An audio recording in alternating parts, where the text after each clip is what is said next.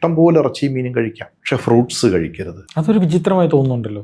ഞങ്ങൾ ഓരോരുത്തരും സെറ്റ് ചെയ്ത് വെച്ചിരിക്കുന്ന, കേട്ടിരിക്കുന്ന, മനസ്സിലാക്കിയിരിക്കുന്ന പല സ്റ്റാൻഡേർഡ്സിനെയും വെട്ടി താഴിട്ടുകൊണ്ടാണ് ഫ്രൂട്ട്സ് കഴിക്കാനാണ് ഇവിടെ എല്ലാവരും പറയുന്നത്.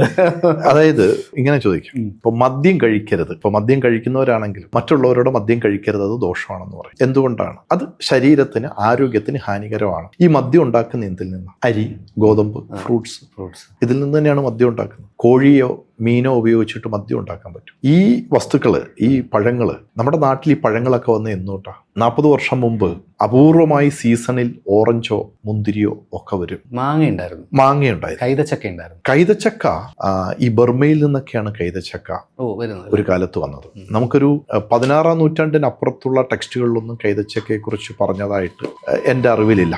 നമ്മുടെ നാട്ടിലെ പഴങ്ങൾ പൊതുവെ ഒറ്റ വാക്കിൽ ചക്ക, മാങ്ങ, തേങ്ങ, ഈ വന്ന പഴങ്ങൾക്കാണ് ഒന്നുകിൽ മറ്റു ഭാഷയിലുള്ള പേര് അല്ലെങ്കിൽ 2 വാക്കുകളെ കൂട്ടിച്ചേർക്കുന്നത്, കൈത, ചക്ക. പക്ഷേ ഈ തേങ്ങയും ചക്കയും പോലും വന്നതാണല്ലോ ഇപ്പൊ പറയുന്നത്. തെക്കൻ കായ എന്നുള്ള അർത്ഥത്തിൽ തന്നെ പറഞ്ഞു വന്നതാണ് തേങ്കായ്. ഈ ചാത്തന്നൂരിനടുത്തുള്ള ഒരു സ്ഥലത്തു നിന്നാണ് തെങ്ങിന്റെ ഏറ്റവും പഴക്കമുള്ള ഫോസിൽ കണ്ടുപിടിച്ചത്. അതിപ്രാചീനമായ കൃതികളിലൊക്കെ പനസം, മുളക്, ഏലം, ഇഞ്ചി, പനസം എന്ന് പറഞ്ഞു കഴിഞ്ഞാൽ ചക്ക, ഇതിനെക്കുറിച്ച് വളരെ പ്രാചീനമായിട്ടുള്ള ഗ്രന്ഥങ്ങളിൽ പറയുന്നുണ്ട്. നമ്മൾ ഈ കഴിക്കുന്ന പഴങ്ങളിലെ പഞ്ചസാര കരളിൽ കൊഴുപ്പായിട്ടടി. ഒരു സാത്വികനായ തിരുമേനി, ഈ നമ്മുടെ എറണാകുളത്ത് ഒരു പ്രമുഖ ക്ഷേത്രത്തിലെ ഒരു പരമസാത്വികനും 60 വയസ്സുള്ള ഒരാളുമാണ്. അദ്ദേഹത്തിന് ഫാറ്റി ലിവറാണ്. അപ്പൊ അദ്ദേഹം പറയുന്നത്, ഞാൻ മദ്യം കഴിച്ചിട്ടില്ല, ഞാൻ തെറ്റായ വഴി കൂടെ പോയിട്ടില്ല.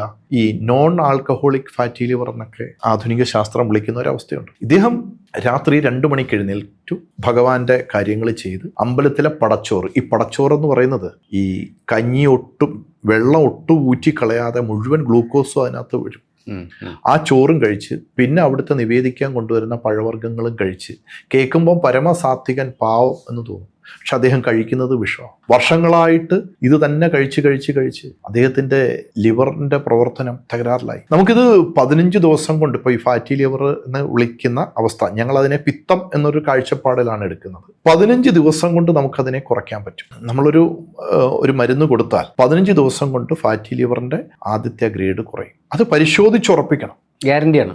ഗ്യാരണ്ടി എന്ന് പറയാൻ വരുന്നവൻ ഏത് തരക്കാരനാണെന്ന് നോക്കിയിട്ട്, എങ്കിലും ഇന്ന് വരെ ഇത് ഡോക്യുമെന്റ് ചെയ്ത് ഗുരുകുലത്തിൽ ഇത്തരം കേസുകൾ ഞങ്ങൾ പ്രത്യേകമായിട്ട് ഓരോ രോഗവും ഞങ്ങൾ പ്രത്യേകമായിട്ട് ഡോക്യുമെന്റ് ചെയ്ത് വെച്ചിട്ടുണ്ട്. അത് മാത്രമല്ല, 2-3 വർഷം മുമ്പ് വന്ന ആൾക്കാരെ ഞങ്ങൾ വിളിച്ച് ഫോളോ അപ്പ് ചെയ്യും. എങ്ങനെയുണ്ട്, ഇപ്പോൾ വേറെ വല്ല ചികിത്സയ്ക്കും പോയോ? അപ്പോൾ ഇത്രയും വളരെ ശാസ്ത്രീയമായിട്ട് ഇത്തരം കാര്യങ്ങളെ, ഈ നാട്ടറിവുകളെ അന്ധവിശ്വാസമായിട്ട് കേട്ടതുപോലെ എടുത്ത് വിഴുങ്ങാൻ പറ്റത്തില്ല. പ്രമേഹവുമായിട്ട് ബന്ധപ്പെട്ട പല നാട്ടറിവുകളിലും ശുദ്ധ അസംബന്ധമുണ്ട്. ഇപ്പോൾ ഈ വാട്സാപ്പ് യൂണിവേഴ്സിറ്റിയിലൂടെ ഒക്കെ പ്രചരിക്കുന്ന ഒരു തൊട്ടാവാടി അരച്ച് കരിക്കും വെള്ളത്തിൽ കുടിച്ചാൽ ഷുഗർ കുറയും. ശരിയാ, മരിച്ചുപോയാൽ ഷുഗർ കുറയുമല്ലോ. തൊട്ടാവാടി വിഷമാണ്. തൊട്ടാവാടിയിൽ വിഷമുണ്ട്. തൊട്ടാവാടിയുടെ ഉള്ളിലിരിക്കുന്ന ഈ ജോയിന്റിൽ ഒരു മുഴ പോലെ കണ്ടിട്ടില്ലേ, അതൊരു പ്രത്യേകതരം വിഷമാണ്. അത് പ്രമേഹമുള്ളവൻ കരിക്കും വെള്ളത്തിലും കൂടെ ഇത് ചേർത്ത് കഴിക്കുമ്പോൾ ഇത് അവനെ ഗുരുതരമായിട്ട് ബാധിക്കും. ഇത് നാട്ടറിവിൽ പ്രചരിക്കുന്ന പല പുസ്തകങ്ങളിലും പല ഇതിനെക്കുറിച്ചൊക്കെ ക്ലാസ് എടുക്കുന്നവരൊക്കെ പോയിട്ട് പറയുന്ന ഒരു കാര്യമാണ്, തൊട്ടാവാടി പ്രമേഹത്തിൽ ഉപയോഗിക്കാമെന്ന്. പക്ഷെ അപകടമാണ് മനുഷ്യന്. അപ്പൊ ഞങ്ങൾ ഇതിനെ യുക്തിയോടുകൂടി ശാസ്ത്രീയമായിട്ട് അപഗ്രഥിച്ചതിന് ശേഷമാണ് അതിനെ കൃത്യമായിട്ട് ഡോക്യുമെന്റ് ചെയ്യുന്നത്. ഒരാൾക്ക് ഒരു പ്രമേഹം, ഇൻസുലിൻ നിർത്തിയ ഒരു വ്യക്തിയെ ഞങ്ങൾ 3 വർഷമായിട്ട് ഫോളോ അപ്പ് ചെയ്യുന്നുണ്ട്. അയാളുടെ ലൈഫ് സ്റ്റൈൽ ഇപ്പോൾ എങ്ങനെയാണ് കൃത്യമായിട്ട്. ഇപ്പോൾ നമ്മളുടെ മരുന്നുകളൊക്കെ ക്ലിനിക്കൽ സ്റ്റഡീസ് നടത്തി സ്റ്റെബിലിറ്റി സ്റ്റഡിയൊക്കെ കഴിഞ്ഞിരിക്കുന്ന മരുന്നുകളുണ്ട് നമുക്ക്. ഈ മരുന്നുകളുടെ ഒക്കെ പുറകിൽ കൃത്യമായ പഠനം അതാത് രോഗങ്ങളുമായിട്ട് ബന്ധപ്പെട്ട് നടത്തി അതിൻ്റെ രേഖകൾ നമ്മൾ സൂക്ഷിച്ചിട്ടുണ്ട്. അതായത് നാട്ടറിവുകളുമായി ബന്ധപ്പെട്ട് നാട്ടറിവുകൾ നേരിടുന്ന ഏറ്റവും വലിയ പ്രതിസന്ധി എന്ന് പറയുന്നത് ഇതിനൊരു ഡോക്യുമെന്റേഷൻ ഇല്ലായ്മയാണ്. അത് നിങ്ങൾ പരിഹരിക്കുന്നുണ്ടെന്നാണ്. വാസ്തവത്തിൽ നാട്ടറിവ് എന്ന് പറയുന്നത് മലയാളി മാത്രം പറയുന്ന, മലയാളിയുടെ ഈ ആധുനിക കാലത്ത് ജീവിക്കുമ്പോൾ ഗൃഹാതുരത്വത്തിനെ കൊണ്ടു നടക്കുന്ന മലയാളിയുടെ ഒരു മണ്ടത്തരം മാത്രമാണ് നാട്ടറിവ്. അങ്ങനെ ഈ നാട്ടറിവ് എന്ന് പറഞ്ഞിട്ട് വലിയൊരു കാര്യമൊന്നുമില്ല. എന്താണ് നമ്മുടെ നാട്ടിലുള്ള നാട്ടറിവ്? ഇപ്പോൾ എനിക്ക് എൻ്റെ ചെറുപ്പത്തിൽ എനിക്ക് പേഴ്സണലി ഉണ്ടായിട്ടുള്ളൊരു എക്സ്പീരിയൻസ്. എൻ്റെ പല്ലുവേദന വന്നപ്പോൾ അച്ഛൻ എനിക്ക് നാട്ടിൽ വൈദ്യരെ കൊണ്ട് കാണിച്ചിട്ട് എൻ്റെ നഖത്തിൽ ഒരു പച്ചല ചൂടാക്കി ഒഴിച്ചിട്ട് എൻ്റെ പല്ലുവേദന മാറിയത് എനിക്ക് പേഴ്സണലി അറിയാവുന്ന. തീർച്ചയായിട്ടും അത് ആ വൈദ്യന്റെ അറിവാണ്. അതിനെ നമ്മൾ ഇത്ര നിസ്സാരമായിട്ടൊരു നാട്ടറിവ് എന്ന് പറയുന്നു. അങ്ങേക്ക് അങ്ങനെ സംഭവിച്ചിട്ടുണ്ടെങ്കിൽ ആ വൈദ്യൻ ആ അറിവ് നേടിയെടുക്കാൻ എത്ര കാലത്തെ നിരീക്ഷണങ്ങളും പഠനങ്ങളും എത്ര തലമുറ നടത്തിയിട്ടുണ്ടാവും. അത് കേവലം ഒരു നാട്ടറിവ് എന്ന് പറഞ്ഞ് തള്ളിക്കളയാവുന്ന ഒരു കാര്യമാണ്. അങ്ങേക്ക് ഇത് സംഭവിച്ചതാണെങ്കിൽ ഉറപ്പായിട്ടും അതിൻ്റെ പുറകിൽ വൈദ്യന്റെ വർഷങ്ങളോളമുള്ള നിരീക്ഷണവും പരീക്ഷണവും യാദൃച്ഛികമായിരിക്കത്തില്ല. കാരണം പല്ലുവേദന അത്ര സ്പീഡിൽ മാറ്റാൻ പറ്റത്തില്ല. ഭാരതീയ വൈദ്യമാണ്, പാരമ്പര്യ വൈദ്യമാണ്, അത് നാട്ടറിവല്ല. നമ്മൾ നാട്ടറിവെന്നും പറഞ്ഞ് തരം താഴ്ത്തുന്നു എന്നാണ് അങ്ങ് പറയുന്നത്. ഞാൻ തരം താഴ്ത്തരുത്. മഹത്തായ പാരമ്പര്യമായ ഇപ്പോൾ ആയുർവേദത്തിലുള്ള ഒരു മരുന്ന്, ഉദാഹരണത്തിന് ദശമൂലം കഷായം. ഈ ദശമൂലം കഷായം എന്നുണ്ടായി, ആര് തുടങ്ങി വെച്ചു, അത് നമുക്കറിയത്തില്ല. പക്ഷെ തലമുറ ഇപ്പം മണിപ്രവാളത്തിൽ എഴുതിയിരിക്കുന്ന ഗ്രന്ഥങ്ങളുണ്ട്. ആലത്തിയൂർ മണിപ്രവാളം. ഈ ആലത്തിയൂർ മണിപ്രവാളം എന്ന് പറയുന്ന ആ ഗ്രന്ഥത്തിൽ, ഇത് മലപ്പുറം ജില്ലയിൽ കണ്ടെടുത്തിട്ടുള്ള ഒരു വൈദ്യശാസ്ത്ര ഗ്രന്ഥമാണ്, ഞാൻ വായിച്ചിട്ടുണ്ട്. ഈ ആലത്തിയൂർ മണിപ്രവാളത്തിൽ പറയുന്ന മരുന്നുകൾ ഇപ്പോഴും നിലവിലുണ്ട് ആയുർവേദം. ഇത് കഴിച്ചിട്ട് ഒരു മനുഷ്യന് ഇന്നൊരു കുഴപ്പം വന്നിട്ടില്ല. അപ്പൊ ധന്വന്തരം കുഴമ്പ്, എത്ര തലമുറകളാണ് ധന്വന്തരം കുഴമ്പ് തേച്ച് കടന്നുപോയത്. നമ്മൾ ഈ ആധുനിക കാലത്തുള്ള പല മരുന്നുകളും, എൻ്റെ അമ്മുമ്മയ്ക്ക് പ്രസവത്തിന് കൊടുത്ത മരുന്ന് എൻ്റെ അമ്മയ്ക്ക് കൊടുത്തിട്ടില്ല, അതെൻ്റെ മക്കൾക്കോ ഭാര്യയ്ക്കോ ആ മരുന്നായിരിക്കത്തില്ല കൊടുക്കുന്നത്. അതിങ്ങനെ മാറ്റിക്കൊണ്ടിരിക്കും. കാരണം മാറ്റുക എന്നുള്ളത് ഒരു ശാസ്ത്രീയമായ കാര്യം തന്നെയാണ്. പക്ഷെ ആയുർവേദം നിരീക്ഷണങ്ങളിലും പരീക്ഷണങ്ങളിലൂടെയും മാറ്റം വരുത്തി സ്ഥിരീകരിച്ച് അതിനെ ഇനി ഒരിക്കലും മാറ്റേണ്ടി വരില്ല എന്ന് ഉറപ്പിച്ചിരിക്കുന്നതാണ് ആയുർവേദത്തിലെ പല മരുന്നുകളും, മർമ്മശാസ്ത്രത്തിലെ പല മരുന്നുകളും.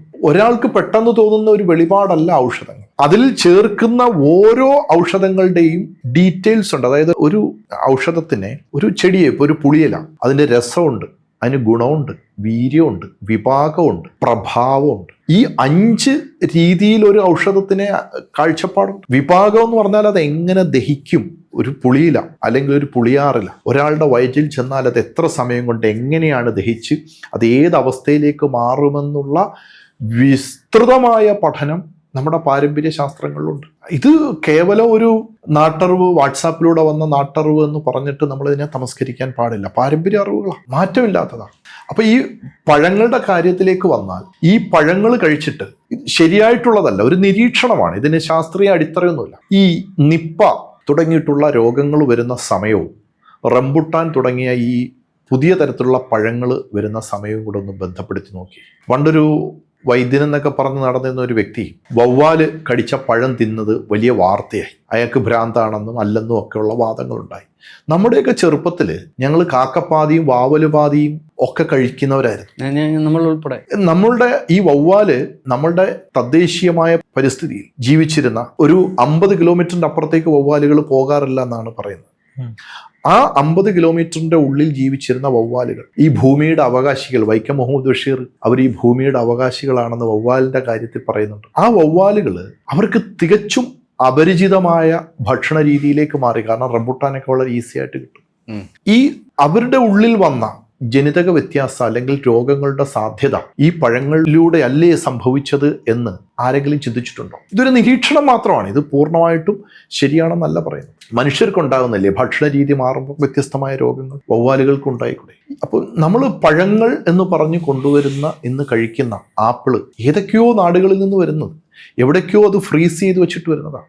നിങ്ങളൊരു ആപ്പിൾ എടുത്തിട്ട് ഒരു കത്തി കൊണ്ട് അതിൻ്റെ പുറത്ത് ചുരണ്ടുക, മെഴുകുണ്ടാവും. അല്ല, യൂറോപ്പിലൊക്കെ വലിയ $1 ട്രില്യൺ ഫാക്ടറിയാണ് ഇത് മെഴുക് പൂശാൻ വേണ്ടി. കാരണം ഇത്രയും കാലം ഇരിക്കണം, ട്രാവൽ ചെയ്യണം, വാക്സ് ചെയ്യാതെ അവർക്ക് പുറത്തേക്ക് വിടാൻ പറ്റില്ല. കാരണം ഒരു ആപ്പിൾ നമ്മുടെ കയ്യിലെത്തുന്നത് തന്നെ 6-7 മാസത്തിന് ശേഷമാണ്, പറിച്ചതിന് ശേഷം. അപ്പോൾ അത് വാക്സ് കൊണ്ട് കവർ ചെയ്ത് അന്തരീക്ഷവുമായിട്ടുള്ള അതിൻ്റെ ബന്ധം കട്ട് ചെയ്ത് അത് ചെയ്യാതെയും മോശമാവാതെയും കാണാൻ ഭംഗിയായി ഇരിക്കാനുള്ളത് വലിയൊരു ഇൻഡസ്ട്രി തന്നെയാണ്. ഉറപ്പായിട്ടും. ഞാനൊരു ആപ്പിൾ എടുത്ത് പുറത്തു വെച്ച് ഞാൻ 3 ആഴ്ച കഴിഞ്ഞിട്ടാണ് പിന്നെ ഫ്ലാറ്റിൽ ചെന്നത്. അതിൻ്റെ കൂടെ ഇരുന്ന മറ്റ് സാധനങ്ങളൊക്കെ നാരങ്ങ കരിഞ്ഞുണങ്ങിപ്പോയി, ഒരു അവക്കാഡോ ഇരുന്നത് പുഴുത്തു, വേറെ ഇത് ഫ്രിഡ്ജിനകത്തേക്ക് എടുത്ത് ഈ ആപ്പിള് മാത്രം അങ്ങനെ തന്നെ അതേപോലെ ഇരിക്കും.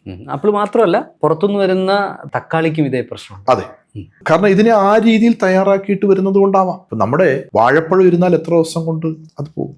അപ്പം ഇത്തരം പഴങ്ങൾ കഴിക്കരുത് എന്ന് നമ്മൾ പറയും. പ്രമേഹ രോഗികൾ അമിതമായിട്ട് ഈ വാഴപ്പഴം തുടങ്ങി എല്ലാ പഴങ്ങളും വർജിക്കണം.